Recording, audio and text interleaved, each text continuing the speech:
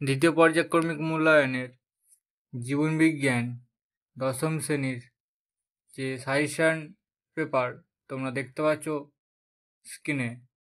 তো আমি যে প্রশ্নগুলো দিয়েছি তোমরা প্রত্যেকটা প্রশ্ন খাতায় নোট করো। তো দেখো প্রথম একের দাগে কি বলছে, যে নিচের প্রশ্নগুলির উত্তর দাও। মার্কস হচ্ছে 1। বলছে 1 নম্বর বলছে কোন জীবদেহে বহু বিভাজন দেখা যায়? উত্তর হবে প্লাজমোডিয়াম।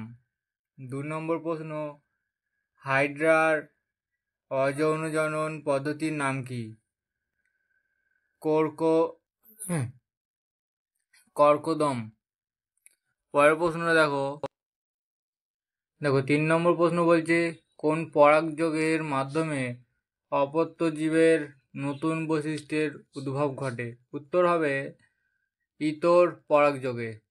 4 নম্বর প্রশ্ন, পত্রজ মুকুলের সাহায্যে বংশবিস্তার করে কোন পাতা? উত্তর লেখো পাথরকুচি পাতা। পরের প্রশ্ন দেখো 5 নম্বর প্রশ্ন বলছে বায়ু পরাগী গাছের উদাহরণ দাও। উত্তর হবে ধান ও ভুট্টা। 6 নম্বর প্রশ্ন, কোন দশায় পুরুষ ও স্ত্রী গৌণ যৌন লক্ষণ প্রকাশিত হয়? উত্তর বয়ঃসন্ধিকালে। 7 নম্বর প্রশ্ন, বৃদ্ধিতে কোন প্রকার কোষ বিভাজন ঘটে? মাইটোসিস। পরের প্রশ্ন দেখো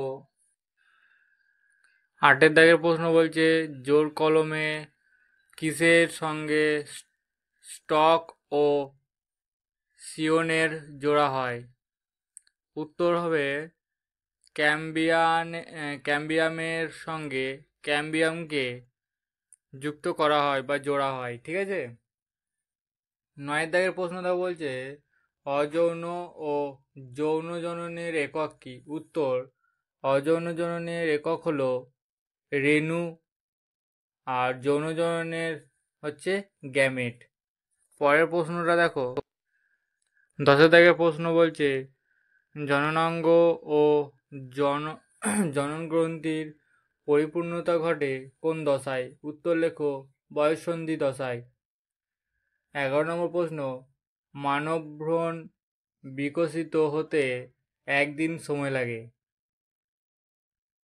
এটা হবে এখানে প্রশ্নটা মানে ভুল বললাম আমি, কতদিন সময় লাগে? উত্তর হবে 280 দিন। ঠিক আছে।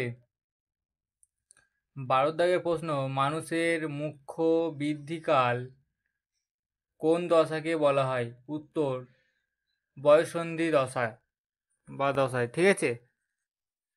পরের প্রশ্ন 13 নম্বর, কোন জীবটি অযৌন ও যৌন উভয় পদ্ধতিতে বংশবিস্তার করে? উত্তর প্যারামোসিয়াম।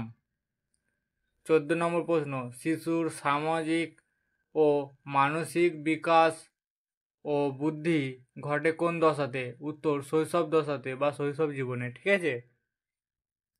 15 নম্বর প্রশ্ন, প্রাকৃতিক নির্বাচনবাদের প্রবক্তা কে? উত্তর ডারউইন।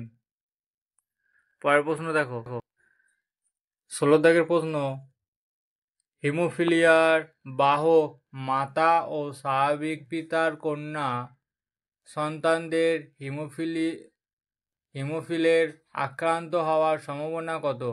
0% বা 0%। 17 নম্বর প্রশ্ন, মানুষের দেহকোষে অটোজোমের সংখ্যা কটি? 22 জোড়া বা 44টি।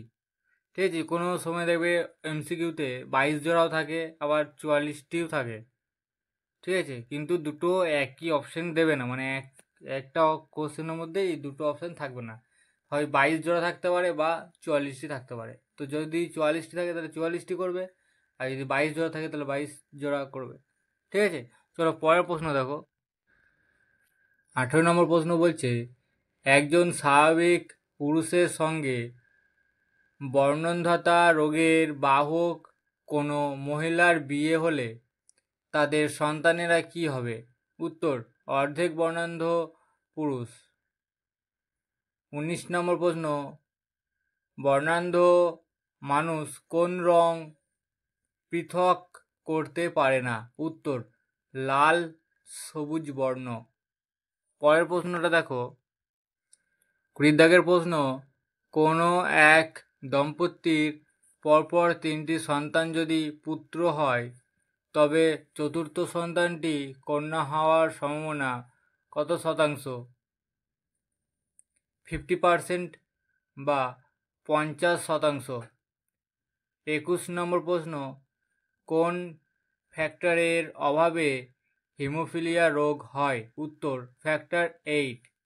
পরের প্রশ্ন 22 নম্বর প্রশ্ন দেখো, অসম্পূর্ণ প্রকটতার ক্ষেত্রে এক সংকরায়ন পরীক্ষায় যৌনতে ফিনোটাইপের অনুপাত কত? 1:2:1। এটা মনে রাখবে, এই প্রশ্নটা পরীক্ষায় প্রায় দেয়। ঠিক আছে। 23 নম্বর প্রশ্ন, ক্রোমোজোমে জিনের যে স্থান নির্দিষ্ট থাকে তাকে কি বলা হয়? উত্তর, লোকাস। পরের প্রশ্ন 24 নম্বর, যখন একটি বিশুদ্ধ লাল ও বিশুদ্ধ সাদা ফুলওয়ালা গাছের সংকরায়নের ফলে গোলাপি ফুলওয়ালা গাছ উৎপন্ন হয় তখন তাকে কি বলা হয়? উত্তর, অসম্পূর্ণ প্রকটতা। 25 নম্বর প্রশ্ন, একটি বংশগত রোগের উদাহরণ দাও যা অটোজোম গঠিত। তাহলে উত্তর কি হবে? থ্যালাসেমিয়া। পরের প্রশ্ন দেখো, 26 নম্বর প্রশ্ন বলছে, প্রাকৃতিক নির্বাচনবাদের প্রবক্তা কে? এই প্রশ্নটা দুবার দেওয়া হয়ে গেছে। ঠিক আছে, ডারউইন। 27 নম্বর প্রশ্ন, ঘোড়ার প্রাচীনতম জীবাশ্মটির নাম কি? এই প্রশ্নটাও স্টার দিয়ে রাখো, এই প্রশ্নটা খুব ইম্পর্টেন্ট। ইওহিপ্পাস। ঠিক আছে। আর মানুষের যে বিজ্ঞানসম্মত নাম, এটা একটু আমাকে কমেন্টে জানাও। আর যারা জানো না কমেন্ট করো যে স্যার আমি জানি না, আমি বলে দেবো।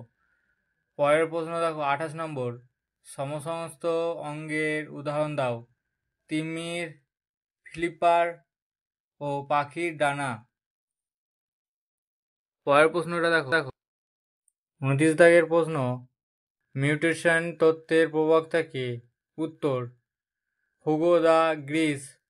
30 নম্বর প্রশ্ন, হৃৎপিণ্ডে দুটি অলিন্দ ও অসম্পূর্ণভাবে বিভক্ত দুটি নিলয় কোন প্রাণীতে দেখা যায়? উত্তর, টিকটিকি। 31 নম্বর প্রশ্ন, একটি জীবন্ত জীবাশ্মের উদাহরণ দাও। উত্তর, স্ফেনোডন। পরের প্রশ্ন দেখো, 32 নম্বর প্রশ্ন, ভেনাস হৃৎপিণ্ড কোন প্রাণীর দেখা যায়? উত্তর, মৎস্য প্রাণীদের। 33 নম্বর প্রশ্ন, একটি জেরোফাইট উদ্ভিদের উদাহরণ দাও। উত্তর, ক্যাকটাস। 34 নম্বর প্রশ্ন, উটের লোহিত রক্তকণিকার আকার কিরূপ? উত্তর, ডিম্বাকার, নিউক্লিয়াসবিহীন। পরের প্রশ্ন দেখো, 35 নম্বর প্রশ্ন, মৌমাছির ভাষা কে আবিষ্কার করেন? উত্তর, কার্ল ভন ফ্রিস। মাছের পটকায় গ্যাস শোষণকারী অংশটির নাম কি? রেটি মিরাবিলি। 37 নম্বর প্রশ্ন, পায়রার দেহে অবস্থিত বায়ুথলির সংখ্যা কটি? উত্তর হবে 9টি। এই প্রশ্নটা দাগ দিয়ে রাখো, এটা খুবই ইম্পর্টেন্ট আছে, এই প্রশ্নটা প্রায় দেয় পরীক্ষাতে। পরের প্রশ্ন দেখো, 38 নম্বর, ডারউইনের গ্রন্থের নাম কি? On the origin of species by means of natural selection. 39 নম্বর প্রশ্ন, সমবৃত্তীয় অঙ্গের উদাহরণ দাও। পতঙ্গের ডানা ও পাখির ডানা। 40 নম্বর প্রশ্ন, আধুনিক ঘোড়ার নাম কি? উত্তর, ইকুয়াস। পরের প্রশ্ন দেখো, 41 নম্বর প্রশ্ন, ঘোড়ার কোন আঙুল খুঁড়ে রূপান্তরিত হয়? উত্তর, 3। 42 নম্বর প্রশ্ন, কুমিরের হৃৎপিণ্ডের প্রকোষ্ঠের সংখ্যা কয়টি? 4টি। মৌমাছির ওয়াগেটেল নৃত্যের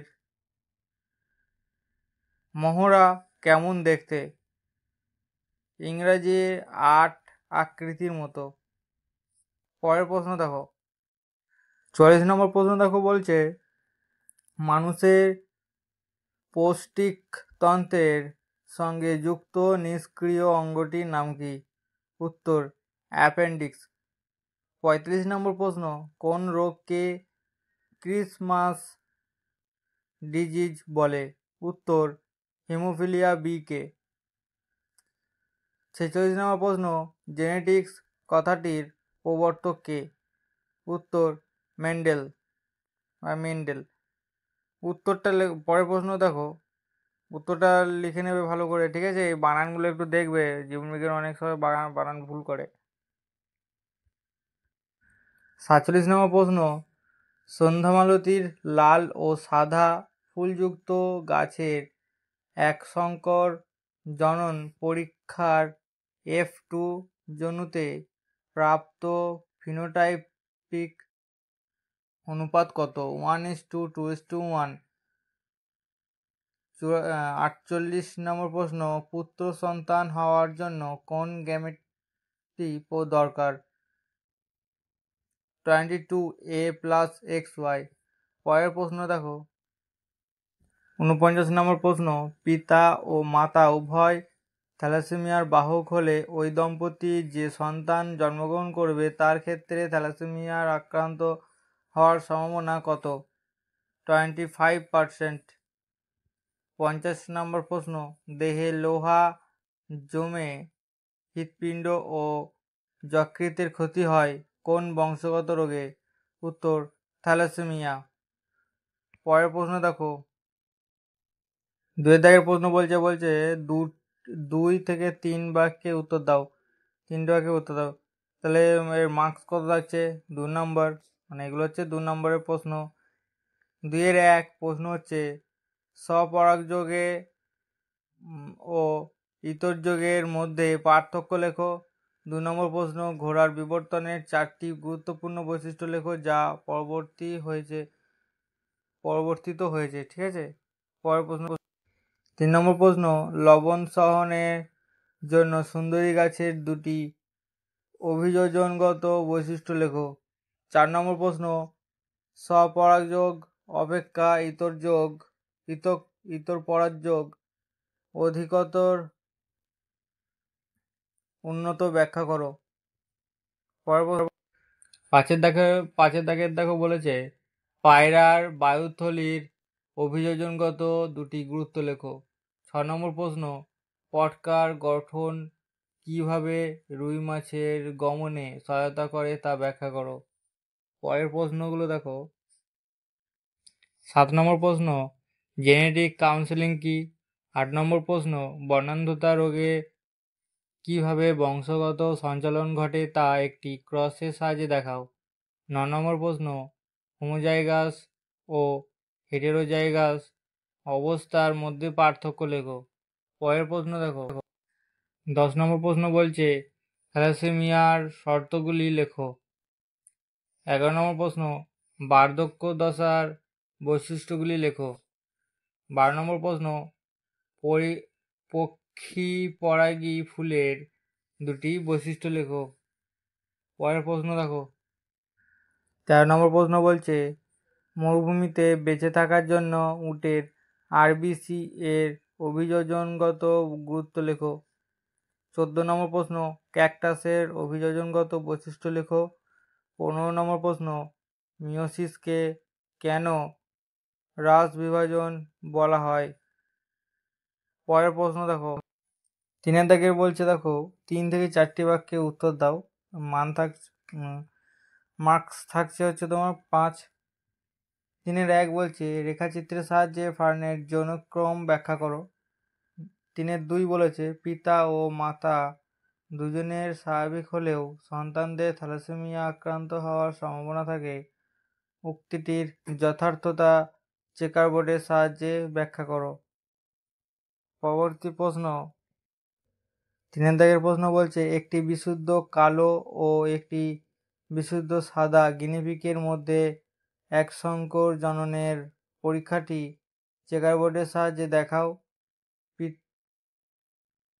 পৃথকী ভবনের সূত্রটি লেখো। 4 নম্বর প্রশ্ন, ল্যামার্কের বিবর্তন তত্ত্বের মূল প্রতিপাদ্য বিষয়গুলি ব্যাখ্যা দাও। পরবর্তী প্রশ্ন, 5 দাগের প্রশ্ন বলছে হৃৎপিণ্ডের গঠন কিভাবে বিবর্তনবাদকে সমর্থন করে তা ব্যাখ্যা করো।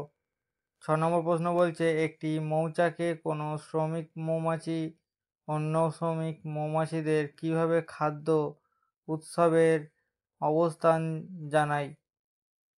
বেটে মটর গাছ সর্বদা বিশুদ্ধ হয় কেন? একই সাথে প্রশ্ন দিয়েছে, ঠিক আছে। 7 নম্বর প্রশ্ন বলছে অভিব্যক্তির সাপেক্ষে ভ্রূণতত্ত্ব গঠিত প্রমাণটি আলোচনা করো। ডারউইনের তথ্য অনুসারে নিম্নলিখিত শব্দগুলি ব্যাখ্যা করো। 1 নম্বর দিয়েছে যোগ্যতমের উদ্বর্তন। 2 নম্বর পয়েন্ট দিয়েছে দেখো প্রাকৃতিক নির্বাচন।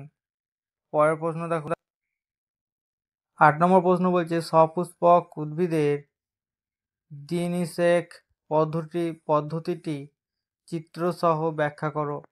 9 নম্বর প্রশ্ন মিলার ও উরের অভিব্যক্তি সংক্রান্ত পরীক্ষাটি বর্ণনা করে ফলাফল বিশ্লেষণ করো। সমস্ত ও সমবৃত্তীয় অঙ্গের পার্থক্য লেখো। চলো আজকের সাজেশান এই পর্যন্তই। তোমরা এই জীবনবিজ্ঞান বা লাইফ সায়েন্স সাবজেক্টের যে সমস্ত প্রশ্নগুলো আমি দিলাম তোমরা প্রত্যেকটা প্রশ্ন খুব মনোযোগ দিয়ে পড়াশোনা পড়ো, আর যেখানে যা সমস্যা হবে আমাকে বলতে ভুলো না। আর যারা এখনও পর্যন্ত চ্যানেলটি সাবস্ক্রাইব করোনি তারা চ্যানেলটা সাবস্ক্রাইব করে নাও, পাশে থাকা বেল আইকনটি অন করে রাখবে যাতে ভিডিও দেওয়ার সাথে সাথে তোমরা নোটিফিকেশন পেয়ে যাও। আর বলবো ভিডিওটি ভালো লাগলে অবশ্যই একটা লাইক করো, বন্ধুদের কাছে শেয়ার করো। তো সবাই ভালো থেকো, সুস্থ থেকো, সামনে পরীক্ষার জন্য অল দ্য বেস্ট। সব মনোযোগ দিয়ে ভালোভাবে পড়ো, আর স্কুলে যা লেখাচ্ছে সেগুলো একটু ভালো করে পড়ো। তো দেখা হবে পরের ভিডিওতে। Bye, tata.